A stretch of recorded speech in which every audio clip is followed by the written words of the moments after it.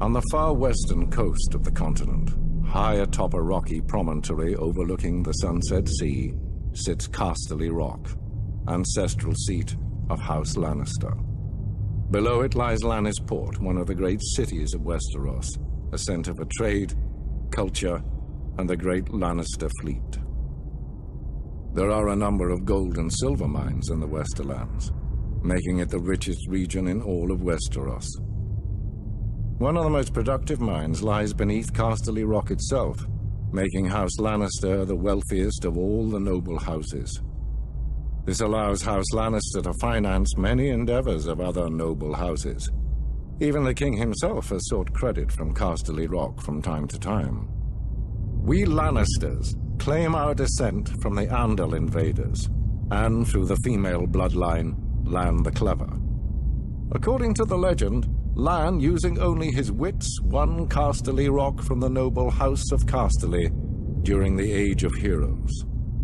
The Lannisters reigned as kings of the Rock for thousands of years, and worked to make it the envy of the rest of the Seven Kingdoms.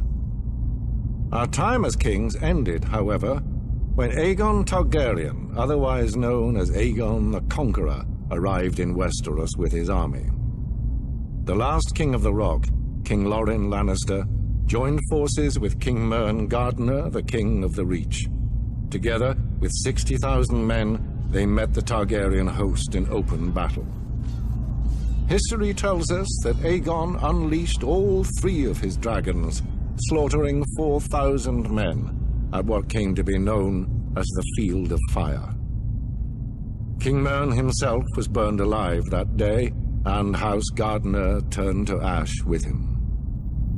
Seeing both the threat and opportunity the Targaryens represented, Lorin wisely surrendered and aided Aegon in his further conquest of Westeros.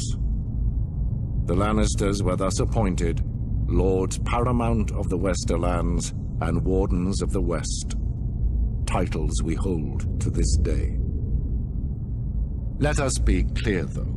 It is neither luck nor royal favor that makes our house prosperous. There have been times in our history where some have thought us weak, lazy, or opulent. My father, Titus Lannister, nearly bankrupted our house with his poor investments, and allowed himself to be mocked openly at court. When our vassal, the Rains of Castamere, dared to rise up against the Lannisters, they learned how dangerous it can be to taunt a lion. I, Tywin Lannister, led the assault on Castamere to put down this rebellion. I made an example of them, to anyone who doubts our might. They even made a quaint song about the fates of the Rains of Castamere. Sadly, there are no Rains left to hear it. Today, the Golden Lion of Lannister is rightly admired and feared throughout the Seven Kingdoms. Our words are, "Hear me roar." But there are other words that should be remembered when crossing a lion of Casterly Rock. A Lannister always pays his debts.